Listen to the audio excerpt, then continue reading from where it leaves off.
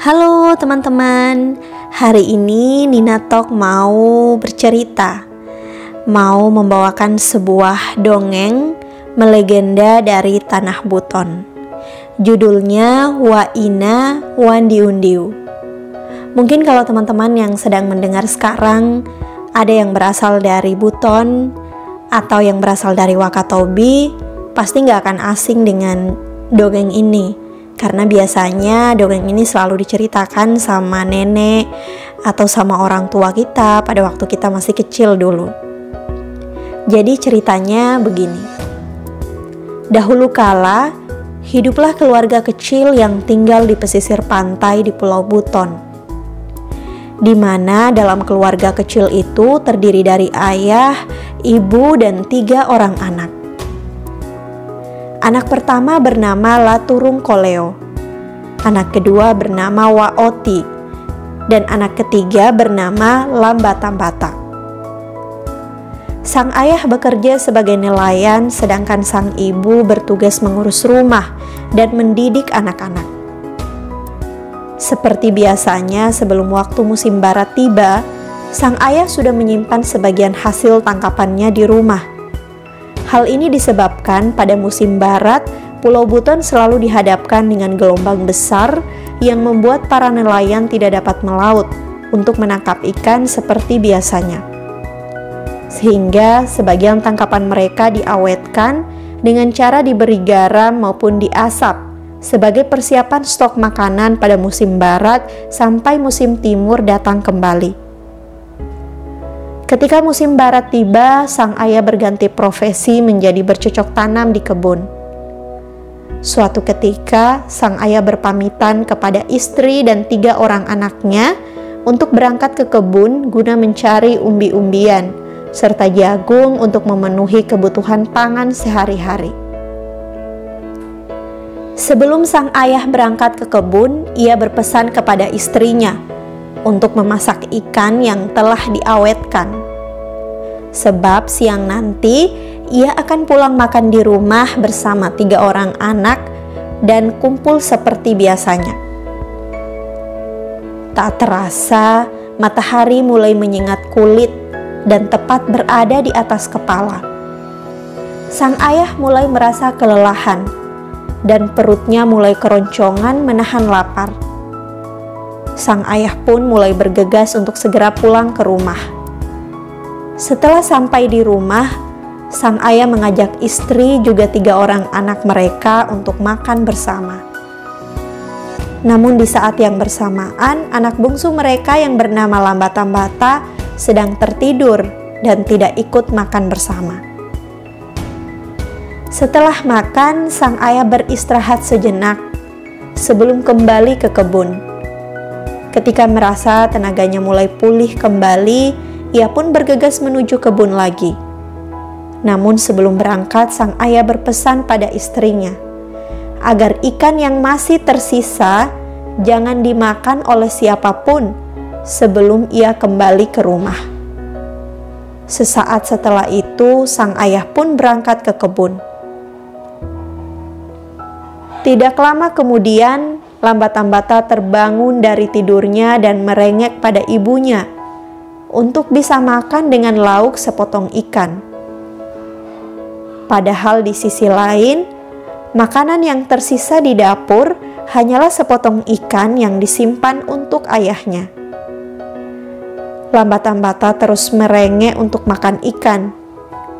Akhirnya sang ibu yang telah dititipi amanah oleh suaminya untuk tidak memberikan potongan ikan itu pada siapapun luluh dan memenuhi keinginan sang anak bungsunya Lambatambata. Ikan itu pun dilahap habis oleh Lambatambata dan kembali tertidur. Hari semakin larut, matahari pulang ke peraduan. Sang ayah pun pulang ke rumah. Di depan pintu, istrinya berdiri menyambut, kemudian membantu mengangkat hasil kebun yang dibawa oleh sang suami. Sementara itu, sang ayah melangkah menuju dapur untuk makan ikan yang sudah dititipkan sama istrinya sebelumnya. Betapa marahnya ketika sang ayah mendapati ikan yang disimpan sudah tidak ada lagi. Ayahnya pun bertanya dengan penuh amarah, "Siapa yang sudah memakan ikan saya?" Mendengar itu, istrinya menjelaskan bahwa ikan tersebut telah dimakan oleh anak bungsu mereka, Lambatambata. Mendengar jawaban itu, amarah sang ayah tak terelakkan. Murka pun berapi. Dengan penuh emosi, sang ayah memukul serta menendang istrinya sampai keluar rumah. Untuk menebus rasa bersalahnya, sang ibu merelakan dirinya pergi dan mengembara ke lautan untuk mendapatkan ikan pengganti yang dimakan oleh Lambatambata.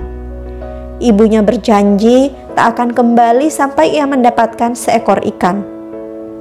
Sebelum pergi, ibunya berpesan pada anak sulungnya Laturungkoleo bahwa jika adiknya Lambatambata menangis, maka bawalah dia ke pinggir pantai dan panggillah ibunya. Waktu berlalu, pencarian panjang sang ibu sia-sia. Lautan itu telah merubahnya. Sekujur tubuhnya ditumbuhi sisik layaknya seekor ikan, dan ia pun tak dapat kembali lagi kepada keluarganya. Sejak ibunya pergi, Laturungkoleo menggantikan tugas ibunya, mulai dari menyuapi makanan hingga menidurkan adiknya Lambatambata. Pada suatu siang, Lambatambata menangis mencari ibunya, hingga tak mau makan sama sekali sebelum bertemu dengan ibunya.